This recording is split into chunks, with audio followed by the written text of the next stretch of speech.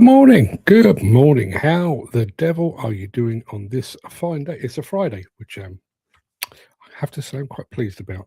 I didn't feel the return to work quite as much as I thought I would last week, but this week kicked my ass. Really has. To anyone that turned up for our show yesterday afternoon, there was a good many of you. Thank you very much indeed for tuning into that. Volvo unveiling all that it's got planned for ConExpo in just a few weeks' time. Well, 6-7 weeks' time, actually. If you missed the show, which again, a few people will have done, pop on over to our YouTube channel at Demolition News 1, and you'll be able to watch it on recap. Lots of new equipment coming down the line from the fine folks at Volvo. I'm really looking forward to seeing some of it. I can't remember the number of it, but there's a new wheeled excavator in the offing. I'm also going to get a chance to get up close with the A60 as well, which I've not seen in the flesh yesterday. Gary saying, sorry I missed the show, the Volvo show yesterday, the Wi-Fi and angry face. Yeah, 3 o'clock in the afternoon, I realise is not ideal timing for those of us that are based in the UK. I'm sure other people have plenty to be getting on with, but you can watch it over the weekend if you're that way inclined. Let's have a look. Chris Ford just walked in through the front door. Morning all. Are we ready for the weekend? More than ready. Yeah, more than ready. I can't listen. I'm not going to complain about doing 2 shows yesterday. I'm not even going to complain about the fact that I was up early to go on the BBC. But yeah, feeling a little bit tired today, I have to say. But I listen. I should put a brave face on it. Dan Cullen has just arrived as well. Morning, Dan. Hope you're fitting well. How is Strood on this fine-ish? Fine-ish day. It's wet where I am, but it's okay. It's not too bad, not too cold. Bunch of stuff to get through today. I do want you to stick around if you possibly can for our morning monologue, which is probably going to get me taken off the Christmas card list of a good few demolition contractors in the UK.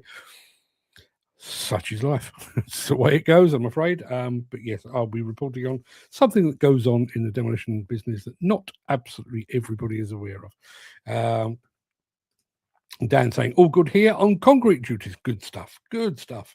Well, keep the concrete flowing, Dan, because I'm going to press the button. I'm going to get the show on the road. And, well, first of all, I'm going to roll the intro, which looks like this.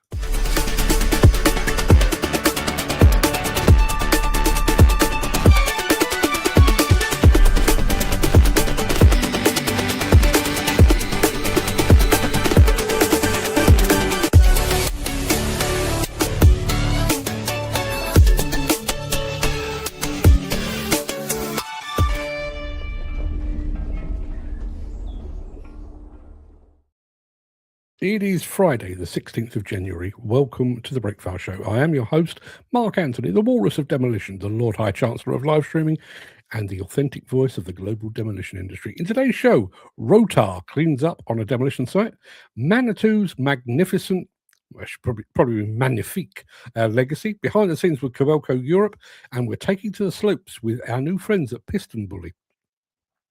Tell you more about them when we get there. Plus, in today's edition of Mark's Morning Monologue, what lies beneath? Yes, what lies beneath. I'll tell you more about that when we get there. But got a bit of news for you.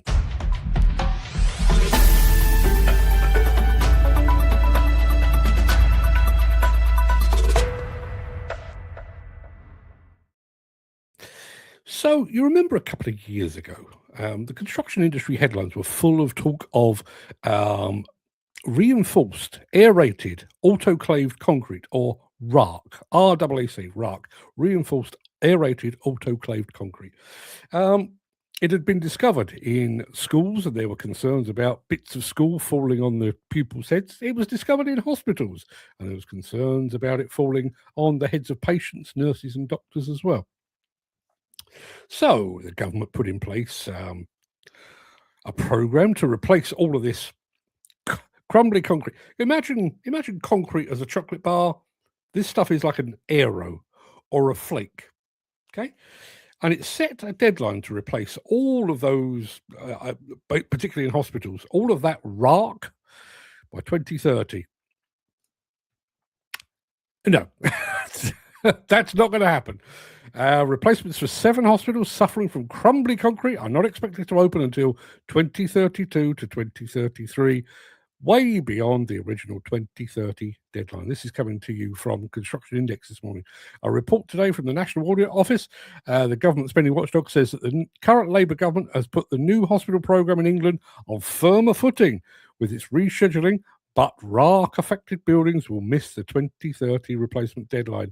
Last year's reset of the new hospital programme has given it a more realistic timetable. In other words, it's pushed it back. And apparently, replacement schemes for hospitals built with reinforced aerated autoclaved concrete have been given too tight a construction schedule with little contingency in the next 5 years. There are significant delivery risks. We were reporting on RARC 2 years ago, at least 2 years ago, possibly even longer than that. So they've had 2 years. Labour government have arrived and they've decided that those targets are ambitious, and they've pushed it back another 2 years.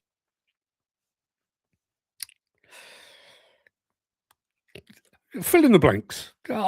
Fill in the blanks. I mean, as I say, we were talking about this under a Tory government. This is now under a Labour government. Neither of them particularly good. And also, just on the same subject, by the way, you remember we were promised lots of new hospitals under Boris Johnson. Well, apparently, the final hospitals programme will be completed in 2045 to 2046. So, can I make a suggestion that stay healthy for the next 20 years? Particularly, choose your locations. If you can get sick in the next 20 years, choose your geographic location very carefully, because the new hospitals are a long way off. Let's go over to the chat, see what everyone is saying here. Now, let's have a look. Steve Williamson is back. Steve's done some fantastic AI video, by the way. If you want to check him out over on Instagram, I would strongly recommend that you do it. He is in build up to ConExpo mode and looking damn fine doing it. Morning, Steve. Ken Hatcher is here. Apparently, with all the weather, it's cold, but it's sunny. It's pretty much how it is here, actually. There's Jim Turner. There's Mark Whiting. There's Gary saying, morning, Jim. How's things going on the job front? Yeah, how are things going on the job front? Ken Hatcher saying it will take 20 years plus. It will indeed. Who's picking up the cost of this? The taxpayer. Well, of course, yeah. Of course, it's the taxpayer. Anything that the government does ultimately is the taxpayer. That's the way it works. And I know we touch on this subject a lot, whether it's through housing, whether it's through infrastructure, or in this instance, the hospitals program. So, since we're paying for it out of our hard-earned tax dollars, should we not be given some insight as to why our money is being so poorly spent? I mean, this announcement about RARC and the hospitals has been announced as a press release from the National Audit Office that's been sent to journalists like me. What about to the general public? Should there not be a statement on TV saying, you know, all that money you've been paying in tax, and we promised to put it into repairing hospitals that are full of flaky concrete? Yeah, well, we've spunked that. Would that not be a better idea? Well, another 20 years, what is wrong with these people? Hospitals are a requirement. Yeah. And also think about this. I mean, I think that's a very good point, Dan. Think about it from this point of view. The government has identified that we need another 1.5 million new homes within the next 5 years. I realise that's pie in the sky. But, as somebody that moved into a new area not so long ago, wasn't a new area for me, it was a new area generally. They'd taken an old lunatic asylum, flattened it, and built houses on it. There was a sudden influx of new people, new homes, new families, new husbands, wives, children, and so on, all of whom are likely at some point to get sick. And if they get sick, they're going to require doctors and nurses and hospitals and schools. So if we've got to come up with 1.5 million new homes, that means we need 1.5 million new Hospital beds, potentially? You think? Jim says, not been looking too hard, Gary, as yet. We're trying to get something right on the doorstep. Yeah, I don't blame you for that. Steve says, but it could be worse. At least we don't need to pay for healthcare, having a child, operations, etc., like the USA. There is that. No, there is that. When you actually look at some of the costs of that, particularly at the moment, with Mr. Trump taking away Medicaid and Obamacare and all that kind of thing in the States, you'd be dreading getting ill over there. But there's a few sites haven't kicked off proper as yet with the new year and the snow yet. Yeah, absolutely. Kind of betwixt and between at the moment. Did you get all the wages and everything that's due to you, Jim? And yes, Jim has been paid. Now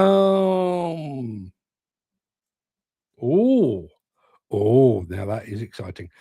Steve says, we have, I think, the first new Volvo Duck EWR 170 with an Incon on demo. Drone flights tomorrow. Fantastic. Look forward to seeing those, Steve. I did mention it in passing. Yesterday's ConExpo preview, and I wish I'd noted it down, but there's a new rubber duck going to be shown over in Las Vegas at ConExpo, and it looks the dog's doodahs. If you'd like to go and recap that, as I say, you can find that video over on YouTube. And if anybody knows what the model number was, that would be very helpful as well. I'll direct you over there. Right, okay, it is time to get cracking because we are already 12 and a half minutes in and I've done nothing. So let's have a bit of this.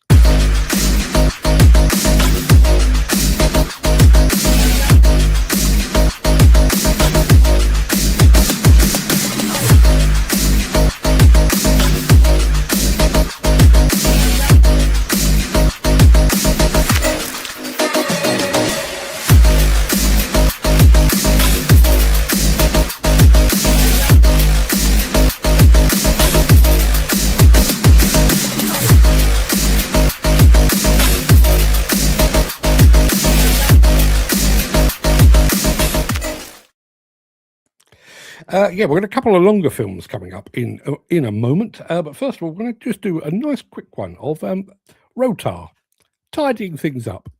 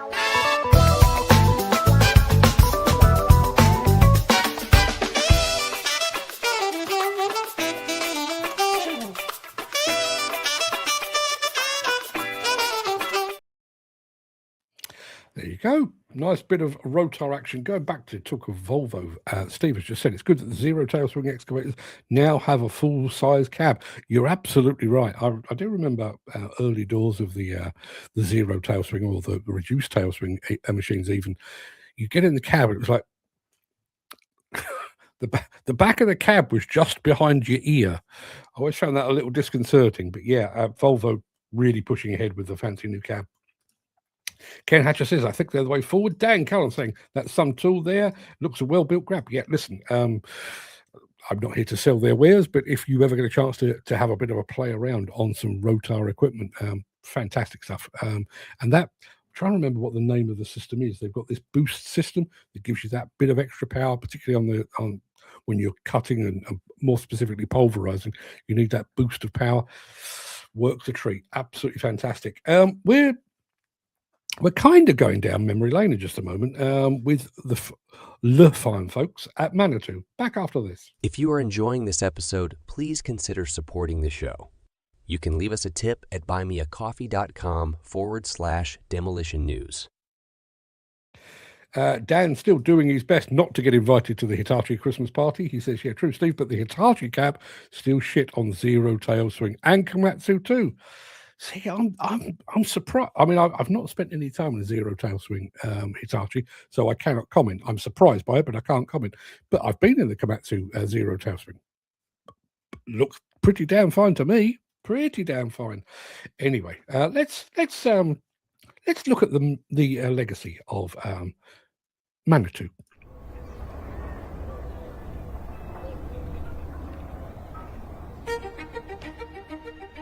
Look at me, more dynamic than ever. Ready to take on new challenges all over the world. But I wouldn't be here if it weren't for what happened in a small French village back in 1958. From a simple idea, a family business would transform an entire industry. The idea came to them when they noticed how difficult the factory workers found it to negotiate the rough roads. The solution? To transform the design of a farm tractor. They added a lifting mast and hydraulic steering, and the world's first all-terrain forklift was born. The brand name was decided on by the family. It would be Manitou. Little by little, the family's meals became professional work meetings. Soon, orders came pouring in, even from abroad. As the concept spread around the world in record time. Le rouge, c'est la couleur Manitou depuis toujours.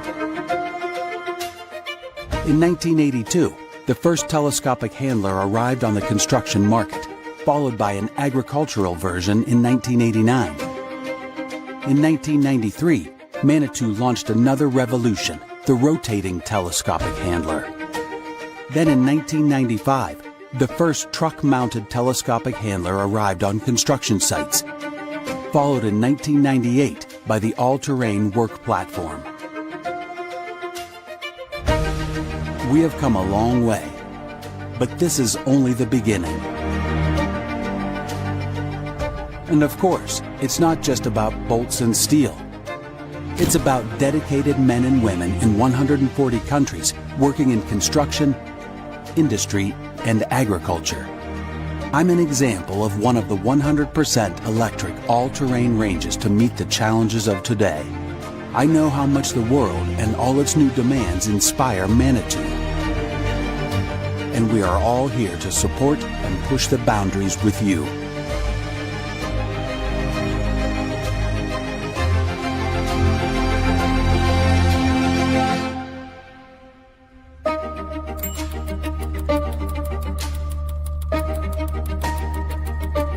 Because it is still our original pioneering spirit that inspires us to invent the future. Are you with us?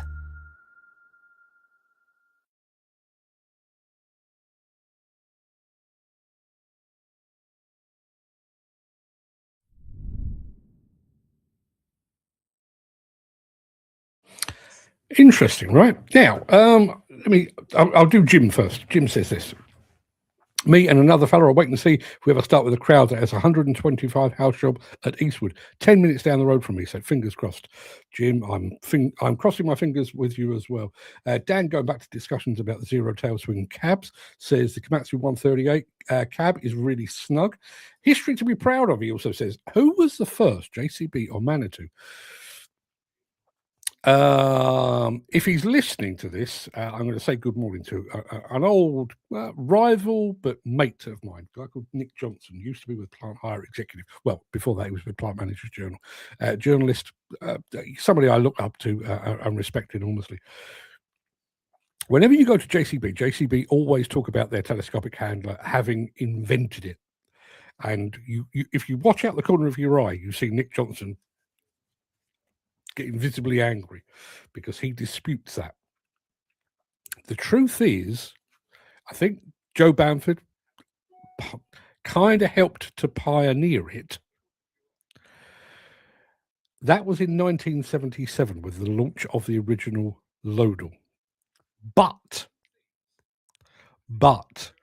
Matbro and Sambron, both French, both had kind of telescopic handlers before that, as early as 1971. So, take your pick. Take your pick. That's another question entirely. Which would you all choose, Manitou or JCB? Don't ask me to answer that. I think some of what Manitou are doing, we worked with them at Baumer last year, and some of the stuff they're doing are absolutely top notch. They really are. But I'm a Brit, and I find it hard to look beyond the fine folks at JCB. Dan saying fingers crossed. Yeah, my fingers are crossed as well. Ken Hatcher says, wish this Kubota had a full size cab, crushed all day and a bad seat. I had a car for about a week. It wasn't mine. I used to get loan cars when I was writing about cars and stuff. And I was given a car. I can't even remember what the model was, but it was particularly uncomfortable. And the first day I got it, I was thinking, well, I've got free petrol, I've got a free car. It's not mine, so I can use it and abuse it. Second day, it was like, this is quite uncomfortable. Third day, so this is really uncomfortable. By the fourth day, I was actually thinking, I might just take the train. Yeah, imagine doing that every single day. It'll be a design they bought off another smaller firm, quite possibly. Dan saying, now that's an interesting fact. Listen, we aim to please. There's Jim. Gary saying, good luck, Jim. And they probably bought a design off an even smaller firm before. Yes. And there's Jim saying, thanks, chaps. What do we got next? Oh, I know. Kobelco Europe. We're going behind the scenes with a guy called Ahmed. Doesn't sound like he works for Kobelco, but hey, back after this. Since the finance bill came into effect in April, the construction industry has seen a surge of fuel thefts. The rising cost of living has placed an additional risk of theft by employees and contractors, as well as opportunistic thieves. By using diesel dye and placing warnings of its use, you are sending a clear message that this is your fuel.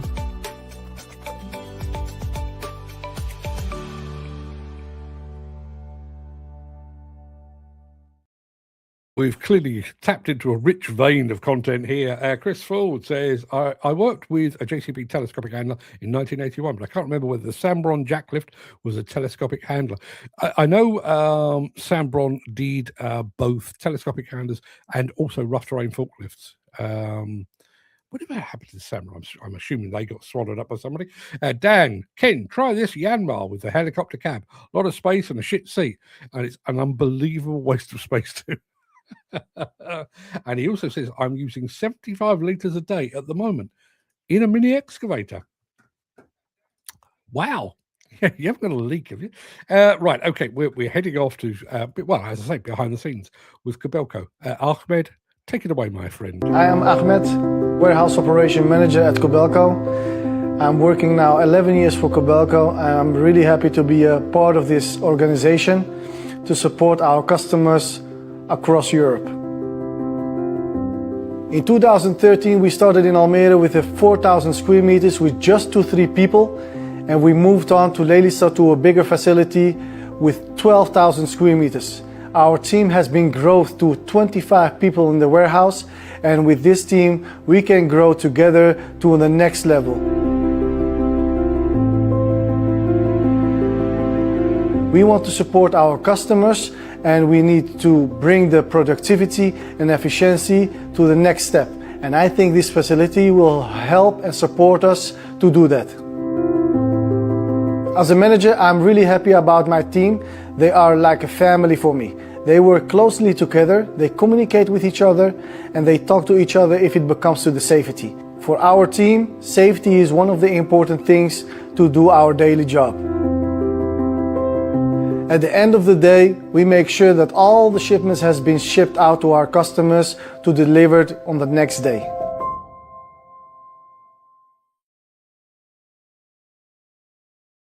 Look, some facility that, doesn't it? Let's have a look. Dan, going back on his Yanmar.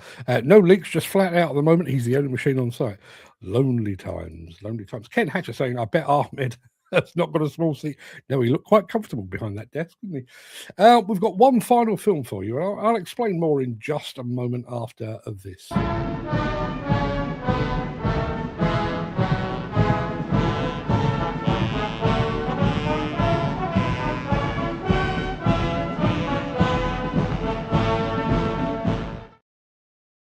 Yeah, you can still get a copy of that over at buymeacoffee.com/demolition news. Let's move on.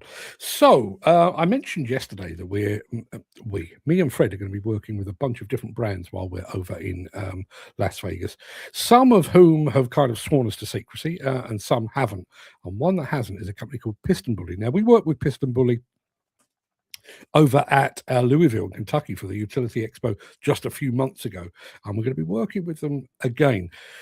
The issue with the Louisville show was that their machines were static. Fantastic looking machines, track carriers and that kind of thing. But here is a glimpse of what they really do. Prepare to feel cold.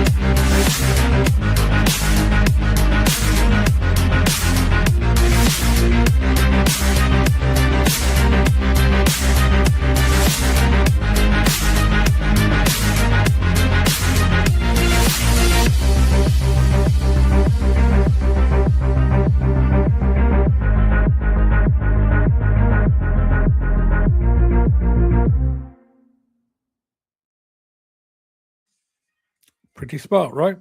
Lots and lots of comments on that. I think Steve kind of sums things up. What fun. Yeah, absolutely. Imagine, I mean, that you saw the size of the cab, heater full on. I mean, one of the guys there, I think, was actually working in a T-shirt.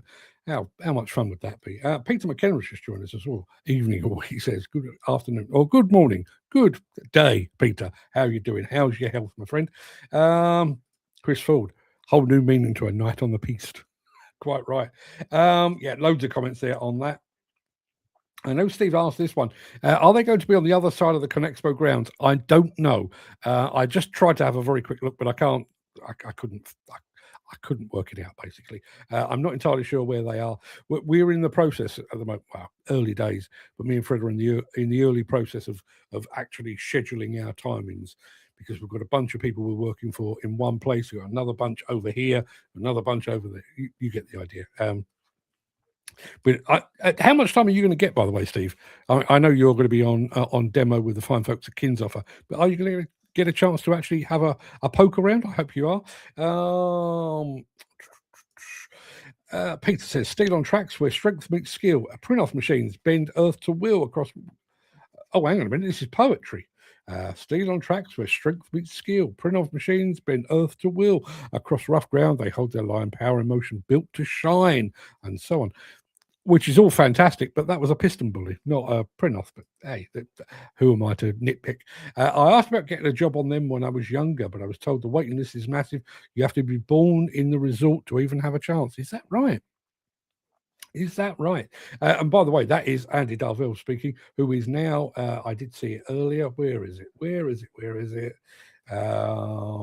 He is now on a different crane. The 80-ton lattice developed a fault. So what are you on now? Let us know. Yes, that's about it for the main part of this morning show, and it's about it for the week, actually. I'm going to roll the outro in just a second before leaping gazelle-like into my morning monologue. Before I do that, let me very quickly do this. I'm there for 2 weeks. Looking forward to catching up all the other machines getting shipped out. Hope to see the other grounds on one of the days. Well, Steve, you've got my number. I've got your number. Let's make sure we meet up. Yes. Morning monologue. If you can't stick around, stay safe. Look after yourself, your family, your friends, and your colleagues. And I hope to see you again very soon. I will be back. On Monday at 10 a.m. And Andy Darville just updated us. He's now on a Senebogen. Not a bad idea. A 653 50-ton telescopic.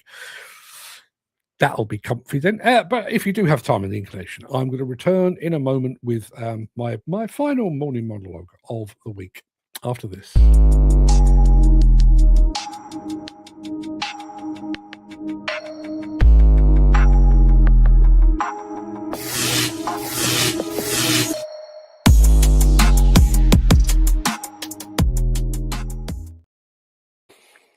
You've endured the online ticketing queue, stumped up an eye-watering amount of money, and travelled across country to see your favourite legendary rock band. The anticipation is heavy in the air. The lights dim, the crowd roars, and out onto the stage steps some bloke. Instead of the legends you were expecting, you're treated to a tribute act from the local social club. They're wearing the right clothes, they've got the right logo on the bass drum, and they clearly know the lyrics, but that's where the similarity ends. Or perhaps you've booked a table at a 3 Michelin star establishment. You expect the culinary equivalent of a religious experience. Yet as you sit there, you spot that the master chef is actually a lad from your local Greasy Spoon, and he's back there plating up your £90 starter. Then, of course, there is the automotive version of this grand deception. You take delivery of a bespoke supercar. It's all carbon fibre, Italian leather, and aggressive aerodynamics. It looks capable of breaking the sound barrier. You invite the neighbours over. You pop the bonnet with a flourish of pride, and there, nestled where a V12 power unit should be, is a 1-litre engine from a budget hatchback. They're each extreme examples, and they're each as unlikely and preposterous as the next. And yet that bait-and-switch notion of paying for one thing and getting another plays out on UK demolition sites on a daily basis. There are demolition contractors today that own no equipment and employ virtually no people. They're merely a shell a broking company that wins work and farms it out to an unnamed subcontractor. Now, subcontracting is a process that lies at the very heart of the UK demolition and construction industry. Some of the biggest contractors in the country manage projects rather than actually doing them. And you might argue that acting as a broker is, in fact, a highly efficient and shrewd means of running a business. Virtually zero overheads, minimize risk, maximum profit. Furthermore, some of the third-party firms doing the actual work are very good and very competent. But is this strictly above board? Let me do that with a human voice. But is this strictly above board? Is the client actually getting what they're paid for? And what happens when something goes wrong? Let's start with the question of transparency and honesty. If a demolition contractor wins a project on the basis that it will sub it out to a third party and the client is happy to proceed, then no problem at all. The client knows precisely where they stand, and I get it. Sometimes demolition contractors are simply too busy to do all the work themselves, and there's nothing wrong with subbing out work to shave off the workload peaks. Whether the client is getting what they paid for, however, is quite another question. Because some of the firms that occasionally or generally act as brokers claim elite status. They're members of the right trade bodies. They're independently audited. They're required to abide by a very specific code of conduct, and they have ISOs and accreditations up the wazoo. They are, in essence, a client's dream, at least on paper. But when the team arrives on site sporting generic PPE, or when the equipment pitches up with a magnetic logo covering the name of another company, is the client still getting what they paid for? That client was won over by talk of site audits, accreditations, and trade memberships. But the work is now being undertaken by a third-party company that has none of these things. To put it bluntly, a client may have paid for blue chip, but what they actually got was a bag of chips. And what about the cost? These broker-style companies aren't running their business for altruistic reasons or to keep lower-level contractors gainfully employed. They're doing it to make money. And they often make that money by selling the client a Ferrari dream, but delivering a Ford Mondeo. And the cheaper they can employ that Mondeo-level subby, the more profit they stand to make. And yet cost is only part of the story.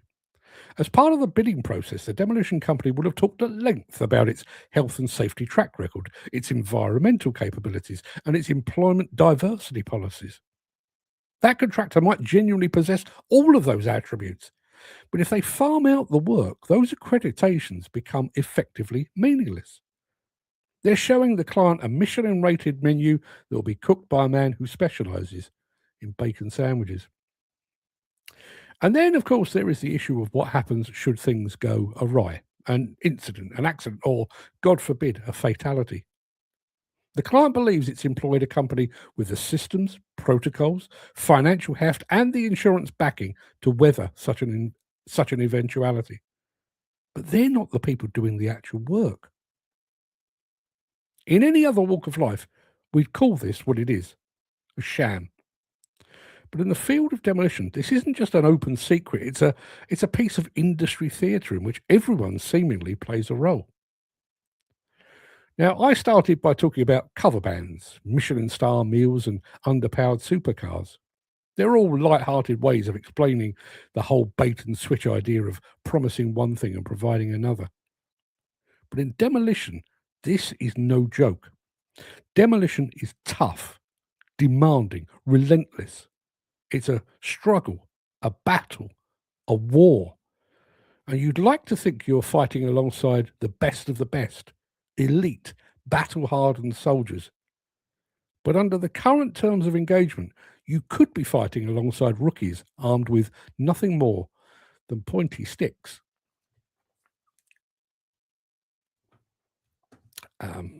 Yes, that's a thing. That's a thing. Let's have a look, see what we've got going on over in the chat. Andy Darwell, have a good one, guys. Got to go load a wagon now. No problem at all. And look after yourself, my friend. Have a wonderful weekend, guys. See you on the flip side Monday, as I'll be traveling later. So we do have we do have within our midst in the UK demolition industry. I couldn't think of a better word than brokers. So, you know, they have a head office. They have some people who quite clearly are very good at tenders and winning bids and that kind of thing, but with no intention of doing it themselves. They farm it out. And as I said in that spiel, there are some very, very good, very sort of low-level demolition contractors out there who will do the work. I was on a site not that long ago where the equipment looked like it belonged to the contractor whose site I was on. But when you get up close and you see the boom, actually the signs were magnetic. And below was the name of the company that was actually doing the work. Now, as I said, if you went to a client and said, we'll do your demolition job, we'll agree a price, agree a method, agree a schedule, but we're going to sub it out to somebody else, and the client says, oh, fair enough, you know, just as long as we get the job done on time, on budget and everything else, absolutely fine. But if you've gone in there talking about your ISOs and your accreditations and your trade association memberships, you've got the job, and then once the job starts, you take a big step back, and in walks the person that has none of those things. Is that not playing fast and loose? John Murphy has just joined us. Morning, John. Thank you very much indeed for being here over on Facebook land. Is that kosher? And what happens if something does go awry? Now, you would think, hear me out on this, let's talk insurance first and foremost. You would think that if a main contractor employs a demolition contractor, they will check the insurance cover of that demolition contractor. I'd like to think that if the demolition contractor then farms out that work to another demolition contractor, I'd like to think they'd do the same thing, check their credentials, check their insurance cover and everything else. The problem arises is if something goes wrong, the client, who is now faced with delays, possibly cleanup costs or whatever it might be, goes to the demolition contractor that they've employed and says, we need to sort this out. At which point, the demolition contractor kind of in the middle goes, well, not really my problem. You need to speak to them. Well, I thought you were doing the job. Well, we won the job, but it was actually them that were doing the work. Is that kosher? Nothing wrong with a bacon sandwich. I agree. I fit your definition of a subcontractor, but we are well known for doing our own contracts and supply machines to other companies who know we're capable. I think, just to clarify, when you look at some of the biggest companies in the country, Mace, in the industry rather, Mace, Lang O'Rourke, Balfour Beatty, Morgan Sindall. Nobody expects Morgan Sindall to do everything in the process of building a skyscraper. You know, they'll put out the demolition to clear the way, they'll put out the piling, they'll put out the steel erection, they'll put out the brick. That's how subcontracting works. And that, at that point, I guess you're not so much a main contractor, you're more a management contractor. But it's all above board. All completely above board. Everyone knows what everyone's doing, and that is their role. Where the problem arises, or where my problem with this process arises, excuse me, is where a demolition contractor, well, let's call them elite demolition contracting. As I say, they've got loads of ISOs, accreditations, they belong to all the right clubs, they've got the right ties, they've got a little medal that they wear from time to time, they've got all of those things. And you, as a main contractor or a developer, well, I've looked at everyone here, and this company are, as their name says, they are elite. They are the dog's doodahs. They are the creme de la creme, and I'll be proud to work with them. Here, my friend, here is the contract. Let's sign on the dotted line, and let's meet up again in 6 months' time when the whole thing has gone absolutely smoothly, and you have proven to be every bit as elite as you claimed you were. And that conversation ends, and the Elite Demolition Contracting Limited gets on the blower to Fred Bloggs. Fred, Sort that out, will you? Sort it out. So, client has bought elite ISO accreditation, audited, and what they're actually getting is not that thing. You see what I mean? Do you see what I mean? I think with all of these things, that kind of thing is absolutely fine when everything goes smoothly.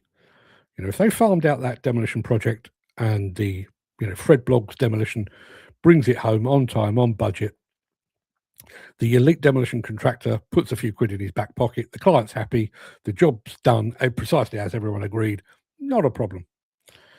The problem arises when something doesn't go right. And, demolition that's kind of the nature of the beast. Sooner or later, something will go awry. What happens then? And what are the legal implications? So imagine this. Client appoints elite demolition contracting.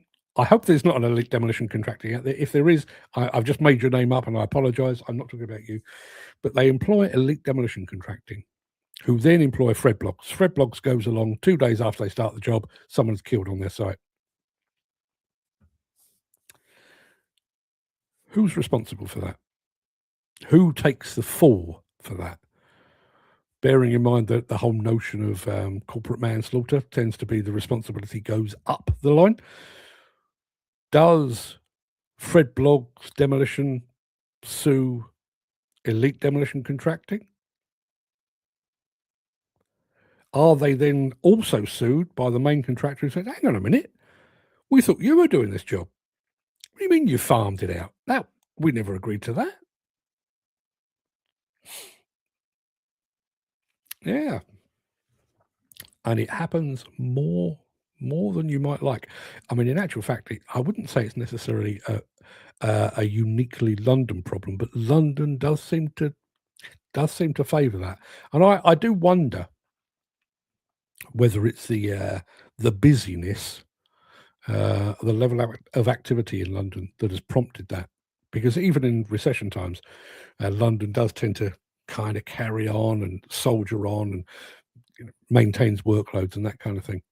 I wonder if those that are either based in London or that are serving London just accept the fact that, we'll do the premier work ourselves, but if we win something else, we'll farm it out. We don't have the people, we don't have the spare equipment, but we'll farm it out and somebody else can take care of it. As I say, I think that's absolutely fine and dandy until something goes awry. It's all great until that day that it isn't. And what about if you're a perfectly good demolition contractor? You're not elite, but you're very, very good, very competent. You employ the right people. You've got the latest equipment. You're basically doing everything correctly, and you go into bat on a project to try to win a contract. And let's say your price is 100,000 quid, and elite demolition contracting is also 100,000 quid. So the client, not surprisingly, takes a closer look. Well, this perfectly good but not a particularly household name demolition contractor, well, they're not a member of any major trade association. They've got a couple of bits and pieces. Now let's have a look at elite demolition contracting. Oh yeah, they're the member of all the right clubs. They've got ISOs. We'll give it to them because on paper they are the people to do the job. So a perfectly good demolition contractor has lost out on the basis of the credentials of the elite demolition contractor, who then potentially hands it over to a less competent demolition contractor to carry out the work. An imbalance there, right? Dan saying, great stuff and very true. Yeah, it is. It is. I mean, I can think of 2 or 3 literally off the top of my head. I'm not going to name them because, frankly, I don't want to be sued. But I can think of 2 or 3 off the head where, I mean, they are literally a head office and a few members of staff, and they win enough work to keep the wheels ticking over. They're a member of the right club. It says demolition contractor above the door. That's what they claim to be, but in actual fact, they do precious little actual demolition because they farm it all out. Now, even setting aside, the bait and switch that the demolition or that the clients are being subjected to, do you not think it might be an idea for the club to which they belong to say, that doesn't really suit or doesn't fit our very public codes of conduct. In order for you to be a member of this club, you need to achieve a certain amount of money, half your turnover or whatever it might be, by demolition. But what if you're not doing the demolition? Does that not skew things somewhat? I certainly think it does. Sorry, I've just had a message over on LinkedIn. Let me just have a very quick look, see what that's all about. Is it worth worrying about? It is not worth worrying about. I'll deal with that afterwards. So yeah, that pretty much wraps up this week. It wraps up Friday, wraps up this week. I'll be back on Monday. Usual 5 shows next week.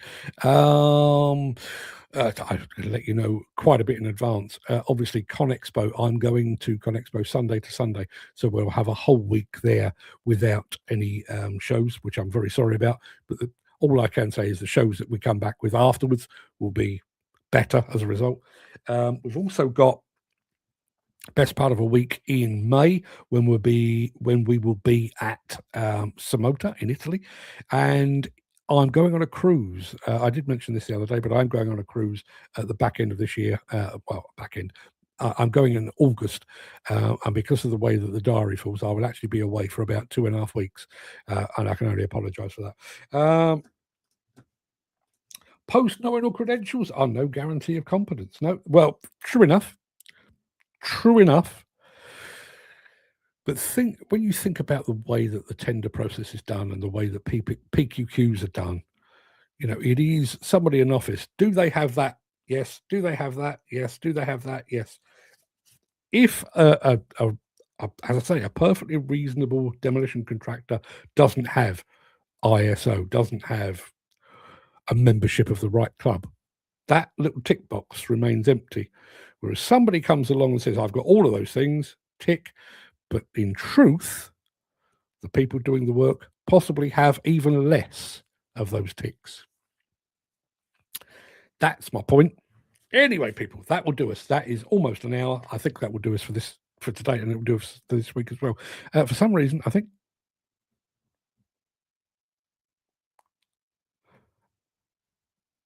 has Jim just popped up over on Instagram? I don't know.